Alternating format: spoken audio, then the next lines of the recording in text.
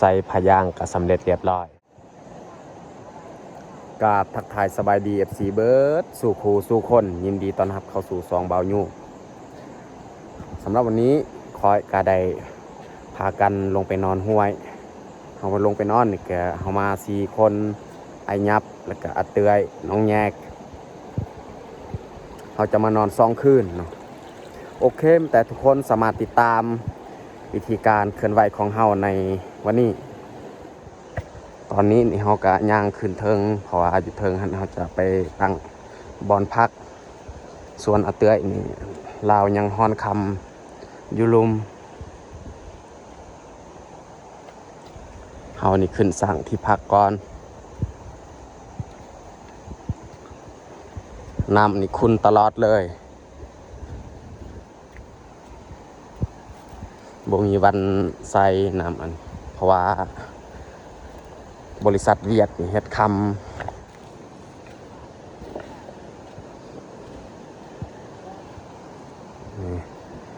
บอนนี้แหละเขาจะพัก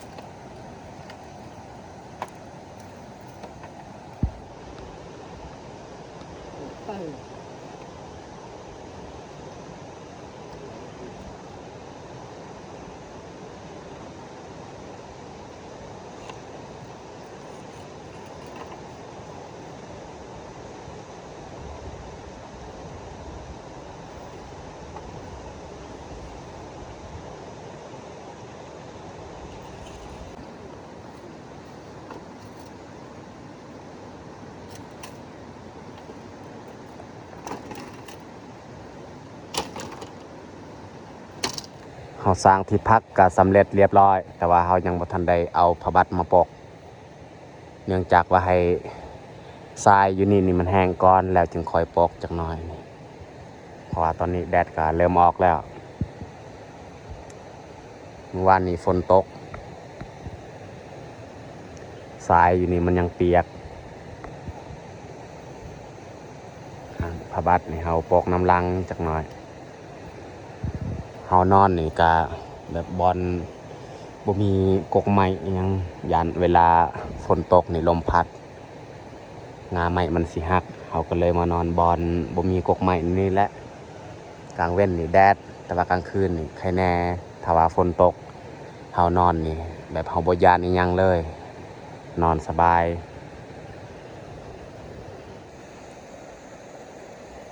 มาเฮ็ดบอนที่เฮาจะอาบน้ำเพราะว่าน้ำแซ่นี่มันขุ่นนี่แหละบอนที่เราจะไปอาบน้ำแล้วก็มาเฮ็ดกินกับน้ำตัวนี้แหละเอาไปตักเอา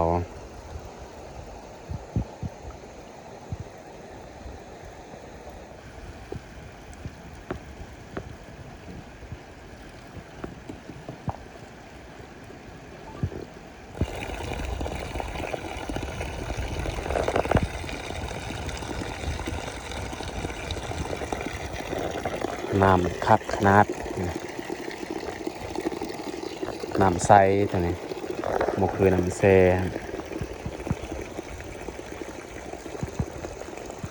มันจะเขาจะเอากระบังหันมาตักใส่จังแล้วก็เมื่อเพราะว่าเขานอนอยู่เทิงเขานอนอยู่หันกับบ่ไกลปันไดประมาณ100 เมตรนี่แหละความไกลแต่นี่ไปหาบอนเขานอน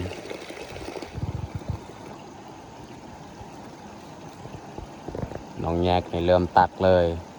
ตักใส่กระบังแล้วจึงคอยถือมือเลยจังหน่อย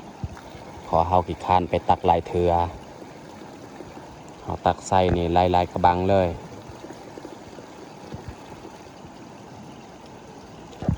หลังจากเขาเกียมบอนที่พักแล้วก็ตักน้ำเรียบร้อยนี่จังหน่อยเขาจะลงไปวานแฮแต่ลุมเพราะว่าตอนนี้ก็เวลา10 โมงแล้วค่อนข้างสวยเอาลงหาปลาเนี่ยก็บ่แม่นว่ามันง่ายเลยบ่คือสมัยก่อนแห่งน้ำกับคุณ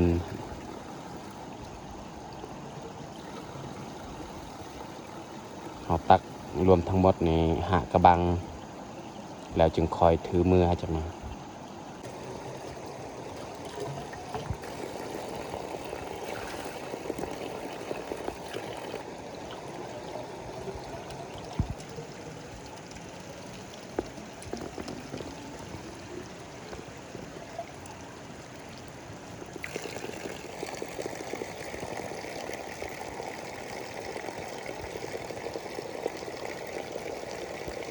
แต่เขาจะมือ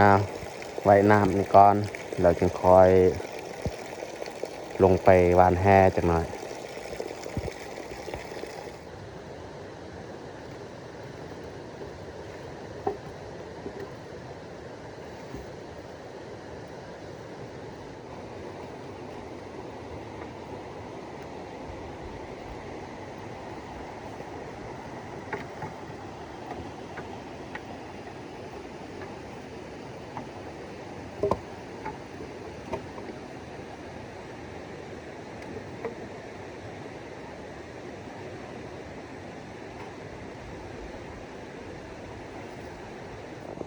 ตอนนี้นี่เขา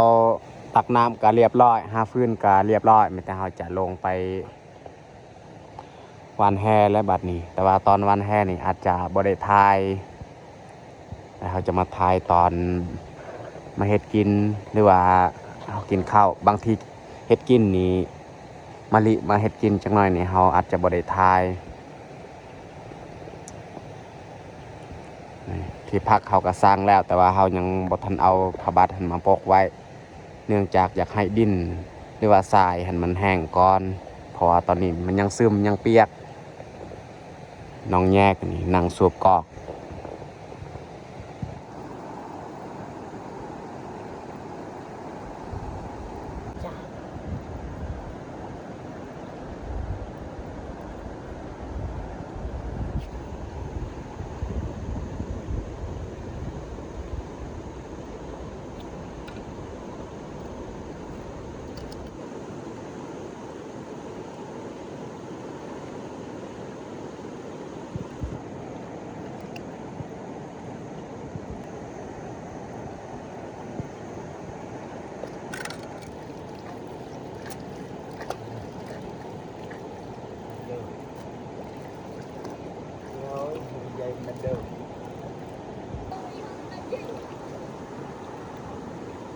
ใหญ่ไปไม่ดองมันจะเก่าอ่ะ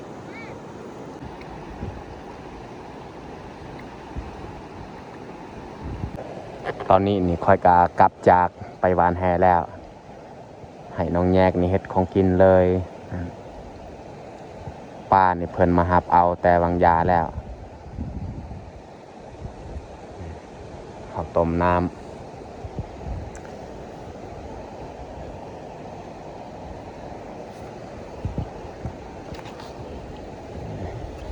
ปลานี่เราตัดเรียบร้อยตัดเป็นตอน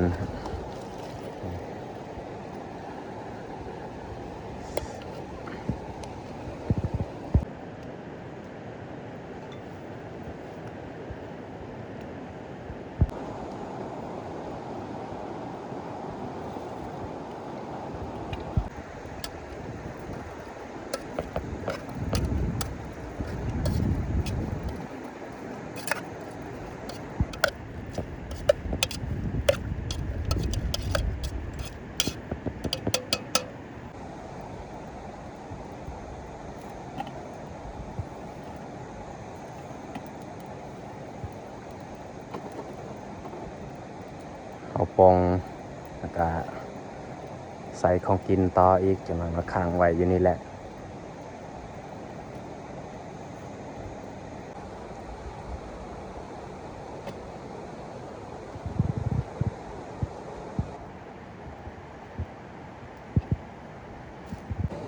ตอนนี้นี่ของกินก็สุกเรียบร้อยแต่เราจะเริ่มไป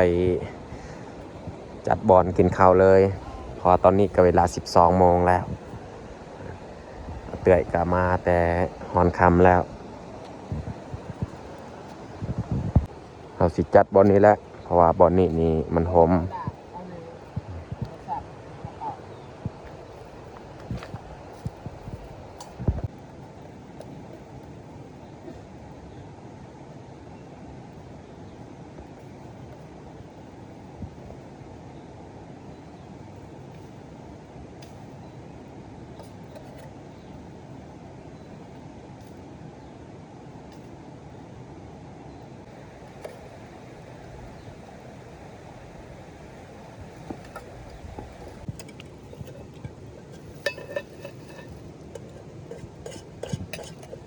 เราจัดบอลกินข้าวก็สำเร็จเรียบร้อยแต่เราจะเตรียมลงมือกินข้าวเลย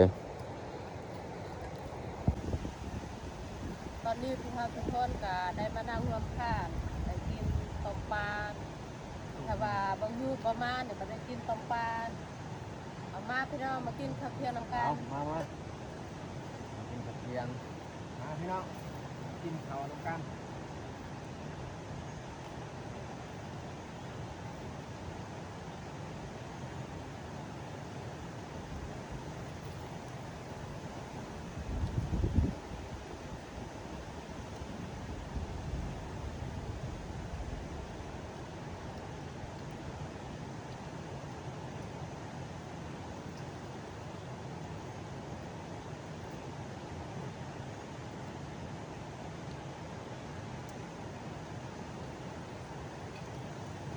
กับบ่อเปลือกบานแห่เรียงตอนบ่ได้พอโตเลยบริเวณนี้แหละก่อนที่เบาหยุดลงไปบ้านก่อนที่ย่อมกันเบาหยุดลงไปบ้านพอได้สำงานตอนเที่ยงพันห้าโบเก้งเนี่ยบ่ได้ว่าปลามันจะเริ่มสูญพันธุ์แล้ว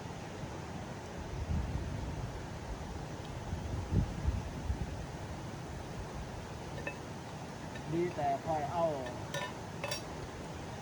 ชีนแห้งมาจากบ้านไปโซค้นกับบ่อเปลือกบ่ได้พอโต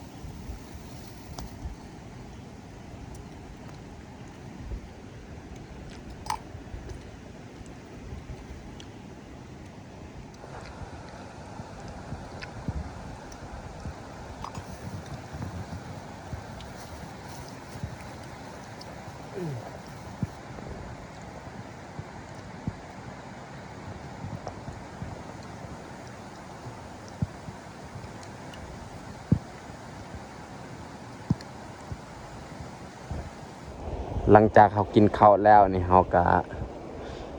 ได้นั่งพักผ่อนแล้วก็เขาสิขึ้นไปวานแฮขึ้นเทิงเลยหลังจากมาแต่ฮั่นเขาจะใส่มองจังหน่อย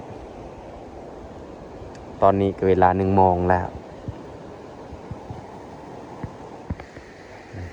เขาสิข้ามไปฟังเบิ่งฮั่นแต่สิให้น้องแยกแหละข้ามไปก่อน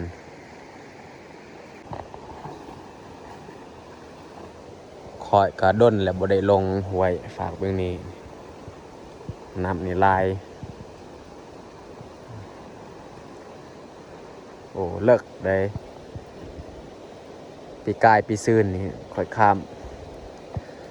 บ่เลิกปานใดแถวนี้เดี๋ยวนี้นี่เลิกเขาจะเริ่มวานไปนี่แล้วไปเลยโอ้โหอาทิตย์นี้บอมจะคนตามเบิ่งน้ำกันเลย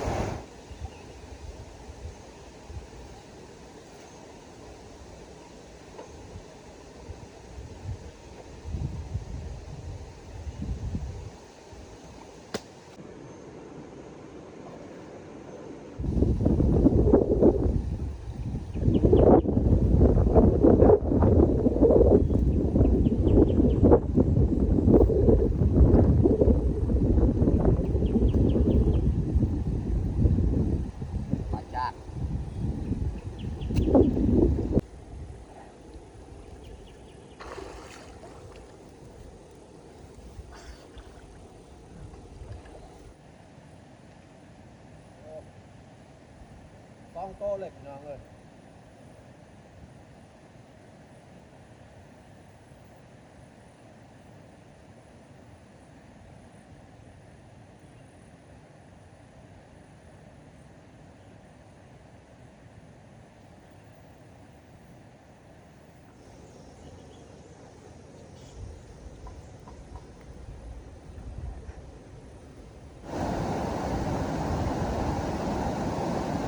ไปตลาดแล้วทุกคน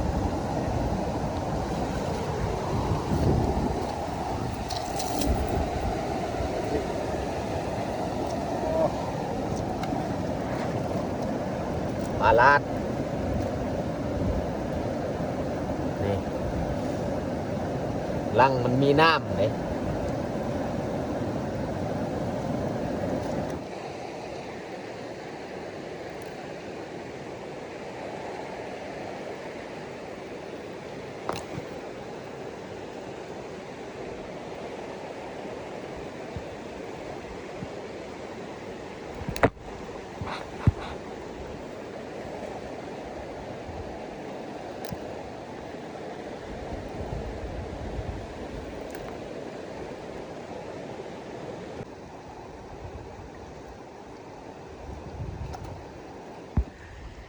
เขาไปว่านแฮกกะเพียงนี้แหละ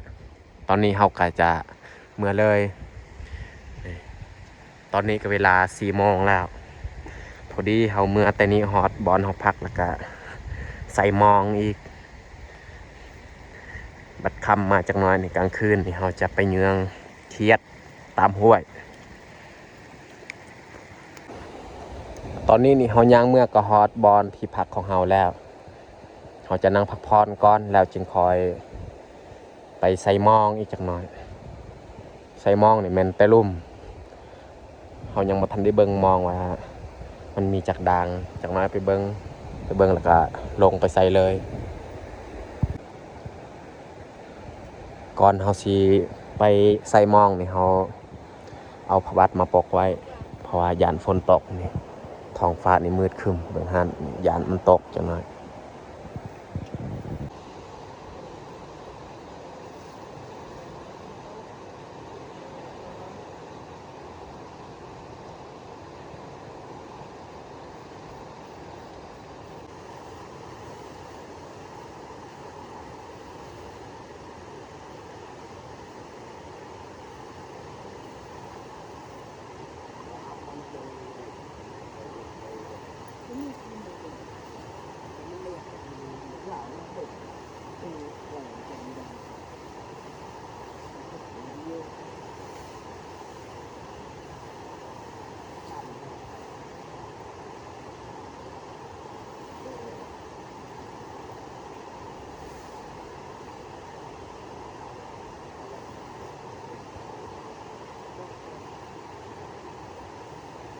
กลางวัน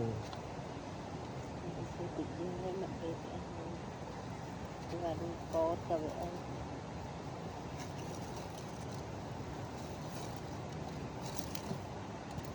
เสือกมันยาว เฮาใส่ผ้ายางก็สำเร็จเรียบร้อยฮะแต่สิเกียมออกไปใส่มองแล้วจังนะ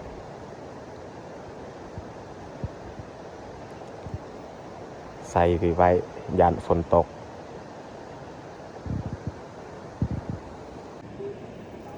นี่แหละผลงานเราจะมาเบิ่งผลงานที่เขาหาได้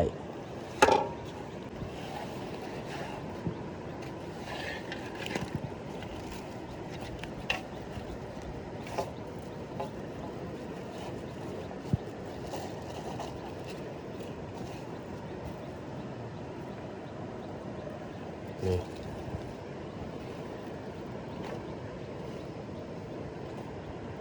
ปลาจาดตัวใหญ่นี้ปลาลาดมีน้ำเลยปลาก็เบิดแต่ซ้ำนี้แหละตอนนี้นี่เขาใส่ผ้าบัดเรียบร้อยแต่เขาสีไปใส่มองเลยใส่มองนี่อาจจะบริทายคอยกับน้องแยกนี่ขึ้นไปใส่เบียงเทิงเลยตอนนี้นี่เขากลับจากไปใส่มองแล้วพอดีค่ำเลยฮะมืดแล้วเขาสิออกไปเยืองเขียดแต่ว่าตอนไปเยืองเขียดนี้อาจจะบริทายเพราะว่าเขาข้ามไปฟังเบืองหันบอลข้ามกับค่อนข้างยากและให้มะลิกับไอยับนี่เห็ดของกินทาเลยอยู่นี่ส่วนคอยกับน้องแยกนี่ไปเยืองเขียดตอนนี้นี่เขากลับจากไปเยืองเขียดเรียบร้อยไม่แต่เขาสิไปอาบน้ำก่อนแล้วจึงคอยมากินข้าวเพราะว่าของกินกับอาเตยกับไอยับนี่เห็ดเรียบร้อย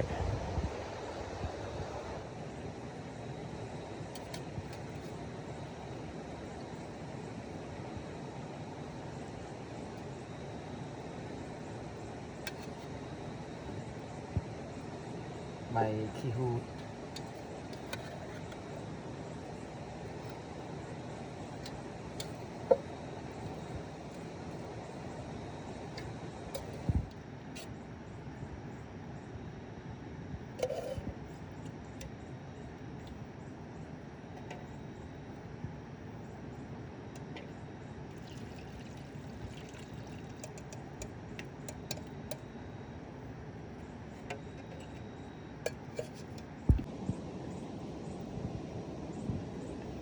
Bagri ken rawan aswa sautนะ สำหรับอาหารกับเบิดแต่สำนี้แหละแต่เราจะเตรียมลงมือกินข้าวเลย ตอนนี้พวกเขาก็ได้มานั่งร่วมทานเนาะกินข้าวตอนกลางคืนเพราะว่าพวกเราลูกและน้องแง่บางยับให้เขาออกไปหากินเอามานะพี่น้องมากินข้าวแลกน้ำกัน เอามาขอทำกันเอาตอนกลางคืนน่าจะได้ประมาณ8-9 โมงนี่แหละประมาณนั้นเอาทำกันมาทุกคนมาแซ่บทุกกันของเจ้ากินกับต้มปลาใส่ข้าวปูด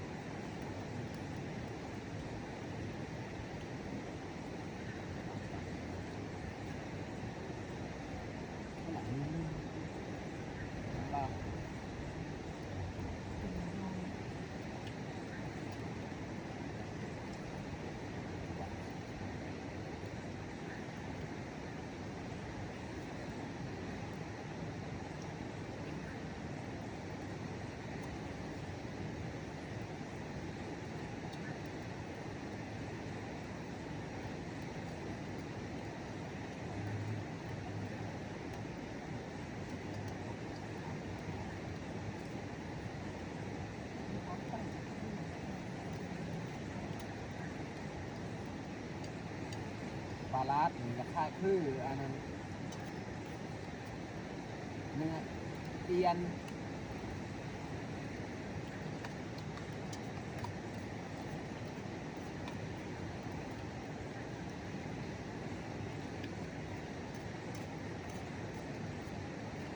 ก็น้องบักซามเนี่ยขีดแดงนี่โอ้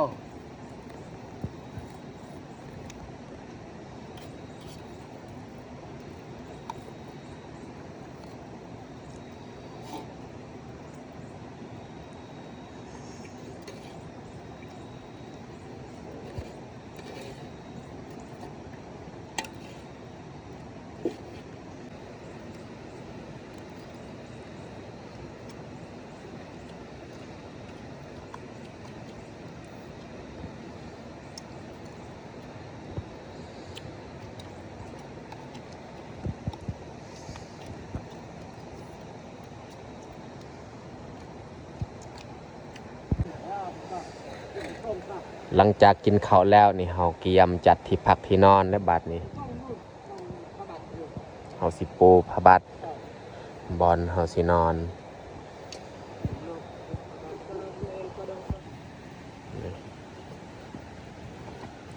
น้องแยกนี่นอนแล้วมันแต่เฮาจะนอนเลยว่าตอนนี้ก็ดึกแล้ว